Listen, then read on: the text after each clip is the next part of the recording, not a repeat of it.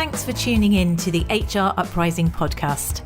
I'm your host, Lucinda. The HR Uprising is focused on helping forward-thinking people professionals deliver real lasting value in their organisations. I'm a chartered psychologist, speaker and trainer, and recently authored the best-selling business book, How to Be a Change Superhero. My day job is founder and CEO of software and training business Actus. This gives me the opportunity to work with other businesses like yours. We are focused on building a better workplace for people wherever they are located, with the help of our performance, learning and talent management software and our training and consultancy services. Every week on the podcast, I will be covering different topics and challenges, joined by relevant experts and real-life people professionals. Thank you so much for tuning in. I really hope you enjoy and get value from this week's episode.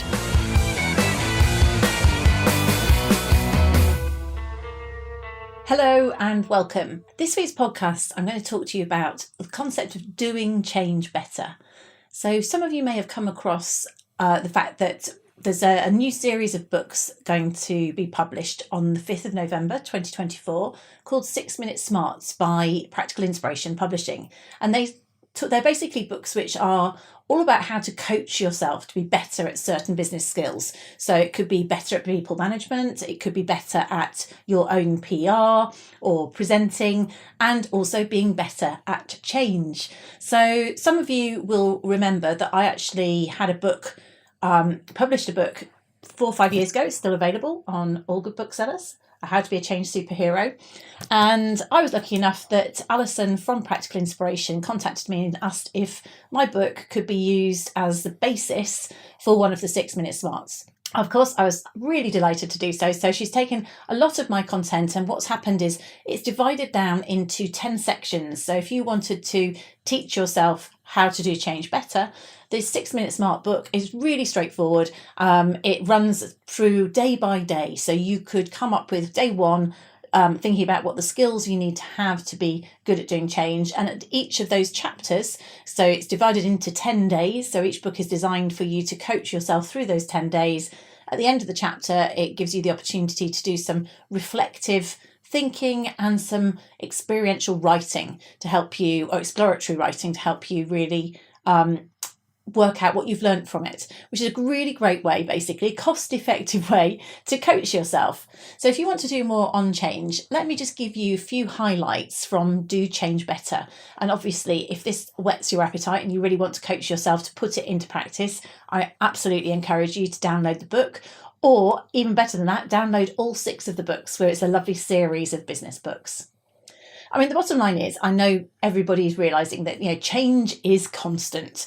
But reality is that organisations that we all work in still don't know how to manage it effectively. Often change is badly planned or not planned properly, badly communicated or badly executed. And the problem about that is it does result in human cost, emotional burnout and poor business results. So whether you're part of a team or a leader of a team, we all need to understand how to do change better.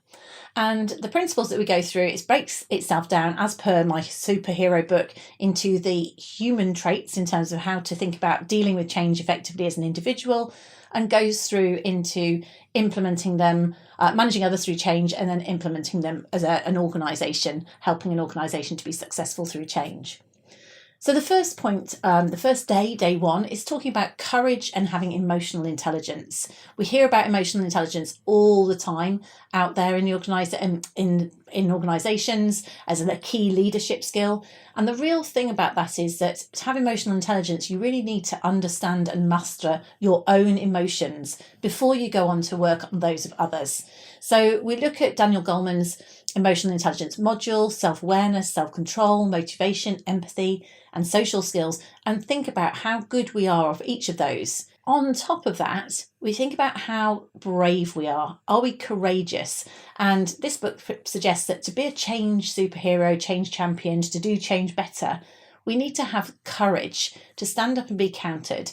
It may mean challenging the status quo, possibly even confronting other influential colleagues who are resisting the change. So it's knowing when to speak and also knowing when to listen. The next day, is about thinking about how can we be strategic. So we've moved on from thinking about ourselves being courageous and our emotions onto thinking, how strategic am I being? Am I understanding why this change is necessary? And this is with organisational change, or it could be for myself as an individual if I want to make a change. It's seeing that bigger picture. Where are we going? What's the purpose of it? And the benefit of knowing that is that if you're taking others with you, they're more likely to get on board, but also it helps you to be more motivated. It also covers things like the change equation that some of you might have come across. So Richard Beckhard's formula talks about successful change being related to the level of dissatisfaction with the current situation times by the vision, the future end state, and the practical steps to get there. So how hard is it to get there? So how unhappy are we with the current situation? How motivated are we by the future? And how do we know how to get there? And all of those things need to be greater than the resistance or the perceived cost of change. So one of our challenges as a change agent is to help build dissatisfaction with the current, or it could actually be dissatisfaction with a future if we don't change the status quo. It's about helping people really clearly see that vision and also breaking it down into manageable steps. So those are all elements where we sort of think about change from a strategic point of view, which builds up the rationale for taking others with us. On day 3 of our Coach Ourselves series, we think about how are we going to convince people to change in terms of this. So this is persuading others. It's about our ability to communicate, and that carries on in day 4. So we look at Robert Cialdini's 6 principles of influence. If we're trying to encourage somebody to do something, we think about things like, do we have the right authority? Do we have sponsorship for our change? Do we have evidence or social proof of where the change has worked with others? Are we giving people something in return for the change? So the different principles of influence, we look at those and how we can use them constructively to help people, again, be convinced that the change is the right thing to do or it's necessary. On to day 4, and it's very much about people here. So it's communicating with people and it's collaborating. So communication, one of the classic quotes from John Cotter is that you need to communicate change 10 times more than you think you do. But it's not just quantity but quality. So we need to make sure we are congruent with the way we communicate. If we're not happy with the change ourselves, we need to have found out and got behind it. We need to understand the rationale in order to be able to communicate it effectively. Not only that, is remembering that no change agent can succeed alone. Collaboration is about bringing people together to achieve a shared goal. So we need to build our own change league, a group of allies. We're all like little pebbles in the water, where together the ripples become greater and we achieve the change. So it's doing it with others. So we've gone through days 1 to 4 so far. Then what we would do is we start broadening out, thinking about how are we going to help convince people to come with us, but motivate them to come with us. So we look at things like personality types, so how different types of individual are going to be motivated by different language. So for example, someone who is an extrovert, they're going to, this is not so much motivation, they are more likely, if you're telling them about change, they're going to speak up front and tell you what they like or don't like about it. The introverts may process it internally. Hard for us to gauge their true feelings.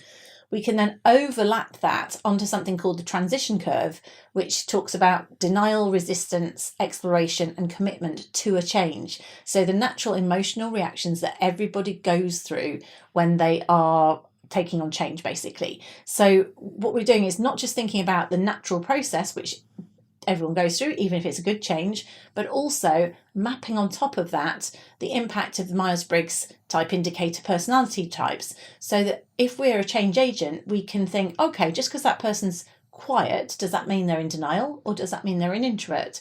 What information do they need to help them buy in and gain commitment for the change?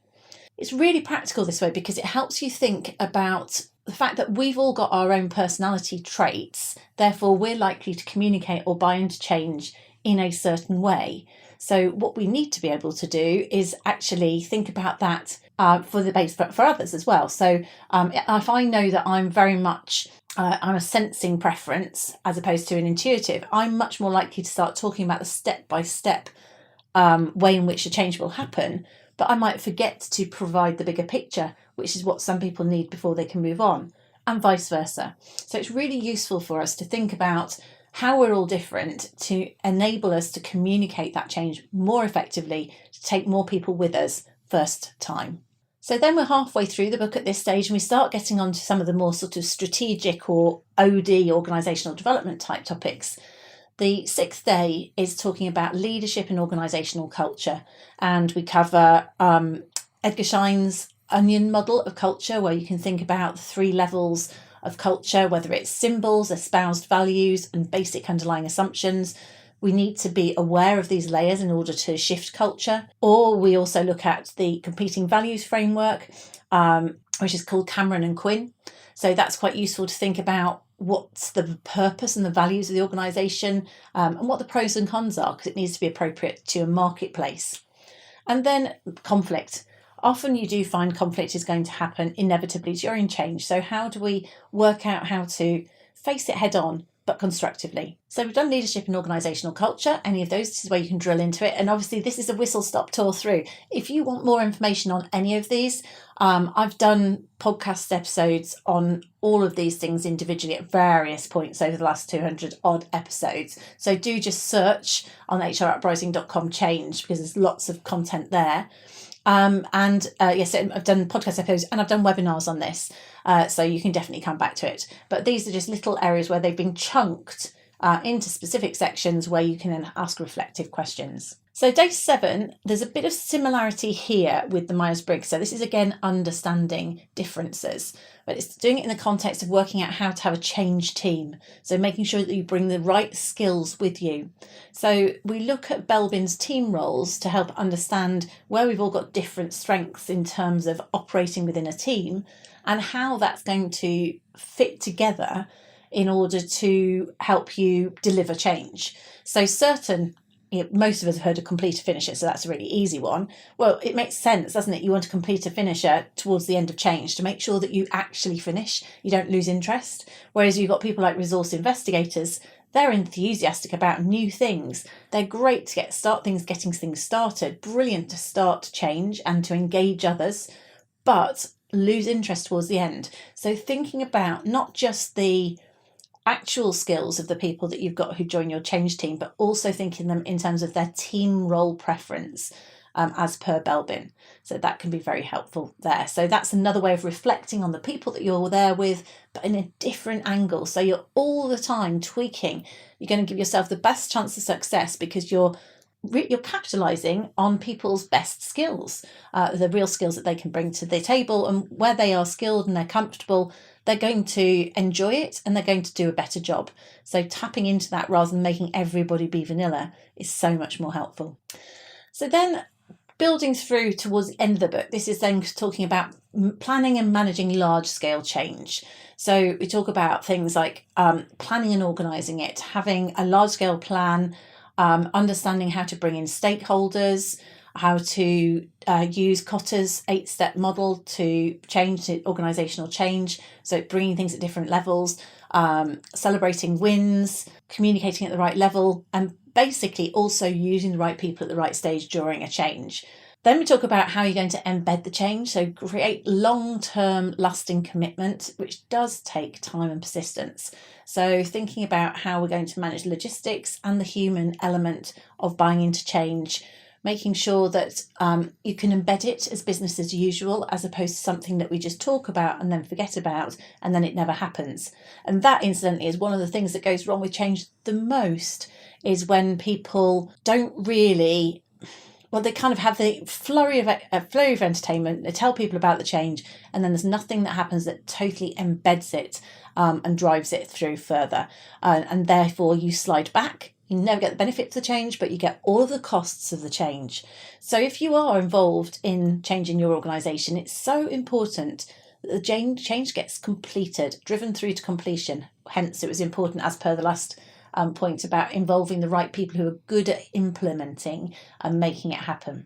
And then really embedding it and building on it, that's part of it. It's where true success comes, when it's part of the organisation's DNA. So you might build feedback loops, you might have milestones, that change becomes embedded within business processes. That's another great example of where change doesn't work, where let's say you've merged two companies together, they're running completely separate changes, that's different processes. Every time there's a conflict between those processes, people are reminded about the fact that they're not one company, and it all starts to unpeel. So you've got to try and drive these things through, align them, embed the change into business as usual activities to get that long-term value and sustainability. So, in short, do change better. It's an abridged version and a practical version of how to be a change superhero. What's nice about it is it's broken it down into little chunks. So if you wanted to do a 15-20 minute read a day and then some reflection, it's a really practical workbook. And actually, by focusing on all those areas, anyone can become a change superhero in their organisation. Equally, you can go back to the original book, which goes through things in a little bit more detail. How to be a change superhero is also available on Kindle and on audiobook. And also, if you just want some practical tools, or you've read the books or heard my podcast and you want practical tools to support you with change, if you go to www.howtobeachangesuperhero.co.uk, I think I've got that right. I might have checked. I'll put it in the show notes. There's a toolkit, basically. I've got a change toolkit, which all of these documents, so you could download if you want to do Cameron Quinn's cultural assessment, that's there. I've got a 6-step model for planning change, that's there. I've got infographics on Myers-Briggs or Belbin and change. So all of these resources all these things that I'm talking at quite a high level to you about here, all of those, you can just download them for absolutely free on the website at howtobeachangesuperhero.com. So hopefully you found those useful, whether you're leading a small project or overseeing a large transformation. Good little refresher on change. And we've gone through from change as an individual through to managing change in others. We've touched on culture change and managing large-scale change. So it's a whistle-stop tour through all aspects of change, and that's what 6-Minute Smarts are all about. It's giving you the information that you need in a nutshell and a really practical way forwards. So do check them out. We'll put the link in the show notes if you want to look forward to them. And if you are listening to this podcast on the day of release, then keep an eye out, because the 6-Minute Smarts will be available tomorrow, 5th of November. If it's after that, then take a look, because they'll all be out and available for you. Thanks so much for listening this week. And I look forward to catching you next week when I've got Neil Thompson, and we're talking about, it's a different topic actually, about learning from geeks is what it's called. So I'll leave it there so you can be inspired to hear more. Thank you. Bye-bye. I really hope you found this week's episode useful and enjoyable.